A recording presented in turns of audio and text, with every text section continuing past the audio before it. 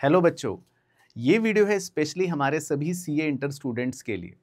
अब आपका CA inter का एडवांस अकाउंट्स का पेपर कुछ ही चंद घंटों के बाद है, तो ये वीडियो स्किप मत करना, ये वीडियो एंड तक ध्यान से देखना। इसमें पूरा आपका एक्सपेक्टेड पेपर डिस्कस करने वाला हूँ। देखो बच्चों, आपके पेपर में आपके पार्ट 1 जिसमें आपके 30 मार्क्स के एमसीक्यू रहने वाले हैं, तो अगर मैं पहले उसकी बात करूँ तो उस 30 मार्क्स के एमसीक्यू के अंदर आप फोकस करना अपने मॉड्यूल 1 पर। मॉड्यूल 1 में भी अगर मैं स्पेसिफिकली बोलूँ तो जो आपका चैप्टर 2 है, उसको थोड़ा-सा ज़्यादा इंपॉर्टेंट समझना, क्योंकि उसमें से आपके ज़्यादा क्वेश्चंस आ सकते हैं। बाकी चैप्टर 1, चैप्टर 3 जो है वो बहुत बेसिक है, उनको सिर्फ एक बार लास्ट में गो थ्रू कर लेना। बाकी एमसीक्यू के लिए मैं बाद में बताऊँगा कि कौन-सी चीज़ें ज़्यादा रेलेवेंट रहेंगी। लेकिन जो आपका पार्ट 2 है 70 मार्क्स का, उस 70 मार्क्स के अंदर आपको 6 क्वेश्चंस मिलने वाले हैं और वो 6 क्वेश्चंस आपके 14 मार्क्स ईच के रहने वाले हैं। जिसमें आपके पास ये अच्छी बात है कि एक एक्सटर्नल चॉइस है, तो आप एक क्वेश्चन छोड़ सकते हो। लेकिन वो जो 6 क्वेश्चंस 14 मार्क्स ईच के रहेंगे, उसमें बड़े ध्यान से आप देखना। जो आपका पहला क्वेश्चन रहने वाला है 14 मार्क्स का, उसमें जनरली रहता है एक ब्रेकअप, यानी कि उसमें 3 पार्ट्स आपको दे देता है अलग-अलग तरह के। अब वो क्वेश्चन के अंदर अकाउंटिंग स्टैंडर्ड आपसे पूछेगा। तो ऊपर एक छोटा-सा बादल आपको दिख रहा होगा, आप इसको अच्छे से नोट कर लेना। ये वो अकाउंटिंग स्टैंडर्ड्स हैं जो इस बार श्योर शॉट आपसे पूछेगा ही पूछेगा।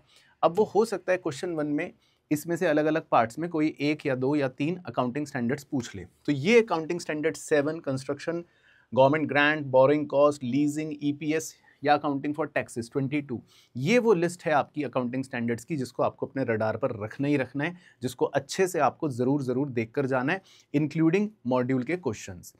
फिर उसके बाद जो उसके बाद जो क्वेश्चन 2 होगा आपका, ये क्वेश्चन 2 के अंदर ब्रेकअप मिल सकता है या हो सकता है एक ही सिंगल क्वेश्चन हो। अब इसमें जो चैप्टर 12 है आपका बायबैक और चैप्टर 11 फाइनेंशियल स्टेटमेंट, हो सकता है 2 पार्ट्स में मिले या फिर एक ही बड़ा क्वेश्चन दे दें। अगर एक ही बड़ा क्वेश्चन देंगे तो फाइनेंशियल स्टेटमेंट का भी आ सकता है, और मुझे लगता है इस बार बायबैक का एक क्वेश्चन ज़रूर आएगा ही आएगा।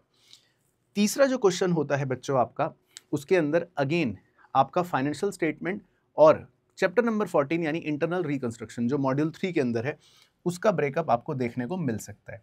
तो अगर मैं इन 2 क्वेश्चनों का क्रक्स निकालूं, तो जो आपका चैप्टर 11 है फाइनेंशियल स्टेटमेंट्स का, वो बहुत इंपॉर्टेंट है। उसका एक क्वेश्चन श्योर शॉट है। अब हो सकता है बड़ा क्वेश्चन ही आए या हो सकता है उसके 2 टुकड़े छोटे-छोटे आए मर्ज होके। तो उस चैप्टर को अगर आप अच्छे से कर लेते हो, तो आपका लगभग मान के चलो कि 10 टू 14 मार्क्स का एक कवरेज तो श्योर शॉट हो ही जाएगा। उसके बाद जो हमारा क्वेश्चन नंबर 4 है और क्वेश्चन नंबर 5, ये ऑलमोस्ट सर्टेन है, लेकिन हाँ ऑब्वियसली आईसीए है, चेंज कर सकता है।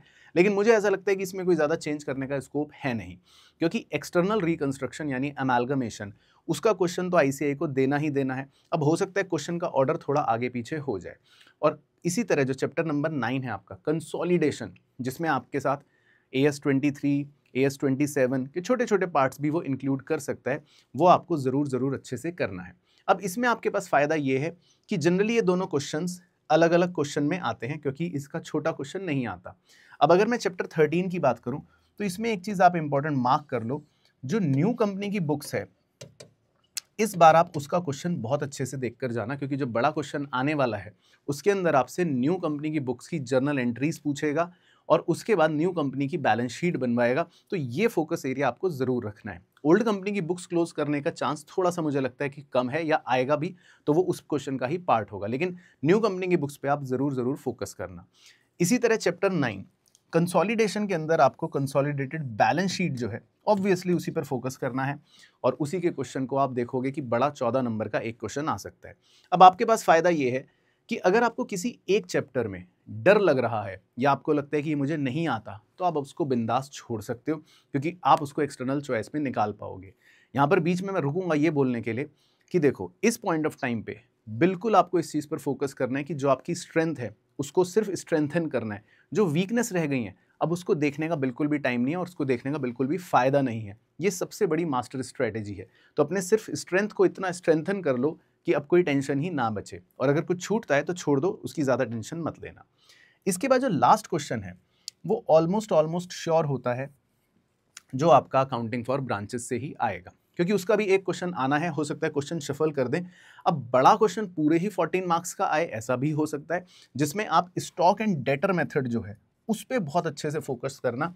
उसका क्वेश्चन आ सकता है। और साथ में हो सकता है आपको एक छोटा सा कोई पार्ट किसी अकाउंटिंग स्टैंडर्ड का वहाँ पर चिपका दे। तो अब देखो करना क्या है, जब आप पहले अकाउंटिंग स्टैंडर्ड्स की पढ़ाई करो तो सबसे पहले तो इस बादल को बिल्कुल अच्छे से कवर कर लो।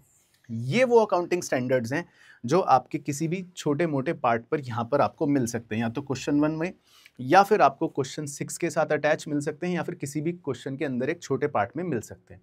उसके बाद आप अपने मॉड्यूल 3 के जो चैप्टर्स मैंने बताए, जिसमें आपको लगता है कि मैं बहुत स्ट्रांग हूँ, उसी को बहुत अच्छे से फोकस करके पढ़ लो। एटलीस्ट आप इस जोन में काफ़ी सेफ हो जाओगे।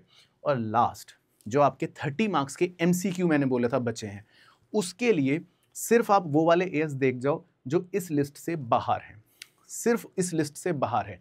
उसमें भी मॉड्यूल 1 थोड़ा सा अच्छे से देख लेना, उसका चैप्टर 2 जो मैंने बताया वो अच्छे से देख लेना, और जो कुछ केस बेस्ड जिसमें थियोरेटिकल क्वेश्चंस आते हैं अकाउंटिंग स्टैंडर्ड्स, जैसे फॉर एग्जांपल AS 9 हो गया, AS 10 हो गया, या इसके अलावा AS 17 हो गया, 18 हो गया, ये सब AS एक बार आप देख जाओ, आपकी बहुत हेल्प होगी इस MCQ पोर्शन के अंदर। तो कुल मिलाकर आपको बोलना चाहूँगा कि आपके पेपर का पैटर्न तो यही रहने वाला है, जिसमें मेरी एक्सपेक्टेशन बिल्कुल इसी लाइन पर है, अनलेस एंड अनटिल कोई बहुत ज़्यादा चेंज हो। तो इस नोट पर आप सभी बच्चों को सबसे पहले तो बेस्ट विशेस देना चाहूँगा, और बोलना चाहूँगा कि अच्छे से बस अपनी तैयारी करो, किसी भी नेगेटिव थॉट के बारे में मत सोचो, रिजल्ट की बिल्कुल भी चिंता मत करना, और सिर्फ ये सोचना कि जो आपने कर रखा है पेपर सिर्फ उसमें से आएगा, और सिर्फ पॉजिटिव एटीट्यूड के साथ अपना एग्जाम देना बिना डरे। तो मेरी तरफ से आपको बहुत बहुत best wishes, all the best.